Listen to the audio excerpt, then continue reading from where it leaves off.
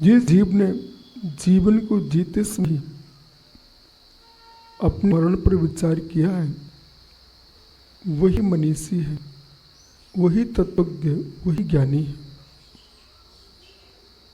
आयु कर्म के नीचे एक प्रतिक्षण जीर्ण हो रहे हैं, इससे कोई रोकने की ताकत नहीं रखता। संसार में तीर्थंकर हो, ब्रह्मा हो, विष्णु हो, ईश्वर हो, हरि हो, कोई भी जीव बचा नहीं। सभी की आयु का अवसान हुआ। पृथ्वी पर राम हुए, कृष्ण, भगवान महावीर स्वामी हुए, बुद्ध हुए, हनुमान हुए, बड़े बड़े महापुरुष हुए, जिन्होंने मृत्यु को जान लिया है, उसने समाधि को प्राप्त कर लिया है। जो मृत्यु को नहीं पाना, वह भोगों में मर करके दुर्गति का पत्र हुआ है। बाल बाल मरण जीव ने अनेक बार किया है। मिथ्या सहित, ज्ञान सहित, क्रूरता सहित जो मरण किए जीव ने, वो बाल बाल मरण है। सम्यक सहित मरण किया है, बाल मरण किया है। देश प्रति इनके मरण किया है, बाल पंडित मरण है। महाव्रती करके जो संलेखना को प्राप्त किया था, उसका नाम पंडित मरण है। तीर्थंकर केवली जो निर्वाण को प्राप्त होते हैं, वो पंडित मरण है। बाल मरण से ही पंडित मरण की साधना प्रारंभ होती है। इसलिए जीवन में मृत्यु से डरने की आवश्यकता नहीं, मृत्यु के कारण परिणामों को समझने की आवश्यकता है। आप मृत्यु से डरेंगे भी तो क्या कर सकते हो? रो सकते हो, प्राण तो छूटेंगे। इसे मृत्यु से डरने की आवश्यकता नहीं है। कभी सोचना ही सुपने के मर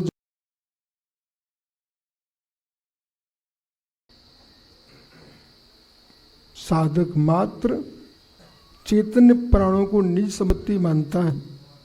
साधक मात्र चैतन्य प्राणों को निज संपत्ति मानता है और द्रव प्राणों को अपनी संपत्ति ही नहीं मानता। इसलिए पर वस्तु छूटने पर कष्ट कहाँ होता है। जी नामी कोई पुरुष पर्दो कारंजा में सलाह दिए, अब समाधि न लेकर के अब श्वास लाभ ले लो, दीक्षा छोड़ दो। उन्होंने कहा नहीं, संयम के साथ ही प्राण जाएंगे। प्राणों के लिए संयम धारण नहीं किया जाता, प्राणों के लिए संयम धारण नहीं किया जाता, अपितु संयम के प्राण छोड़े जा सकते हैं। बोले आप अध्ययन कर लो, अच्छे ज्ञानी बन जाओगे, तो संयमा है श्रुतम धत्ते। श्रुत के लिए संयम धारण नहीं किया जाता, संयम के लिए शुद्ध धारण किया जाता है।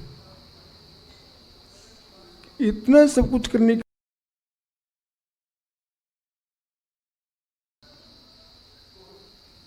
शीतलाचार एक बार पल जाए फिर निकलता नहीं। जीवन ऐसा जिया जो कि शीतलाचार संस्कार ना पड़ पाए। ये लाइन बहुत गंभीर बोल के गए। एक बार संस्कार खोटे आ जाए, उनका निकाल पाना बहुत कठिन होता है। व्यक्ति जानता है पर जी नहीं पाता। जानना कार्यकारी नहीं, इसे तुम जानते हो, उसको जीना सीखो, ये कार्यकारी है। परिणाम ये निकला। तुमसे भी कहा समाधि चाहिए गुरुदेव जैसी, आगम की एक भी पंक्ति को तोड़ने का विचार नहीं करना। जिसे तुम नहीं पाल पाओ तो अपनी कमजोरी कहना, जिसे नहीं मान पाओ अपनी कमजोरी कहना, आगम की पंक्ति को झूठा कहने की कोशिश भी नहीं करना। जिन्होंने पुण्य की सत्ता पर आगम को ही अपने अनुसार चलाने की कोशिश की।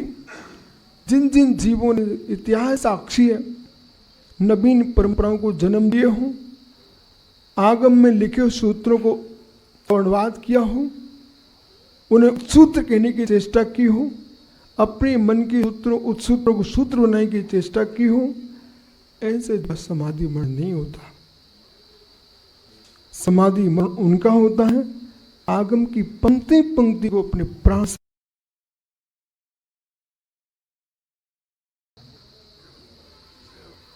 तो जीवन में समय करेंगे प्रचार, सामायिक भंग मत कर लेना। सामायिक का मतलब आंख मीच के बैठना नहीं है।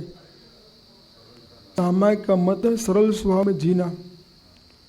चींटी से लेकर हाथी तक को अपने भगवान आत्मा रूप में देखना। उपसर्ग करने वाला भी मित्र है, वो कष्ट मिटाने वाली मित्र है।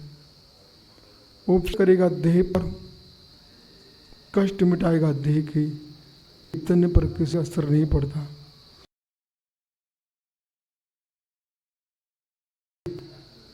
पर आचार्य विराग सार की समता को देखो।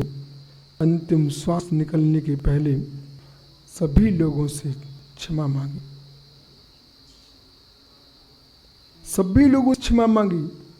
जिन्होंने प्रशंसाएं की उनको भी आशीर्वाद दिया, जिन्होंने निंदाएं की उनको भी आशीर्वाद दिया। इसका नाम साधु धर्म। ये साधु स्वभाव लोग नहीं जान सके, भोले तो उनकी गलती है। चंदन का वृक्ष बबूल जैसा दिखता है, चंदन का वृक्ष बबूल जैसा दिखता है, लेकिन तुम नहीं पहचान पाए, तुम्हारी गलती। तुम्हारी नाक में सुगंध ग्रहण करने की क्षमता नहीं थी। वो साफ श्रेष्ठ है जो चंदन का वृक्ष पहचान लेता। कनकगिरी में बुद्धि आने न पाए, नदी से तैरना सीखे क्या हाथी सा? वो भैया से पूछो, तैरना जानते भैया? अरे मैं भैया से पूछ रहा हूं। नदी में तैरो ना तो पानी को सबसे कटता है। तो जैसे जैसे तुम नदी को पानी काटते हो तो आगे बढ़ते जाओगे। ऐसे जिसको भवभाग से तैरना है उन्हें राग काटते जाना चाहिए, द्वेष काटते जाइए, तुम संसार से पार हो जाओगे।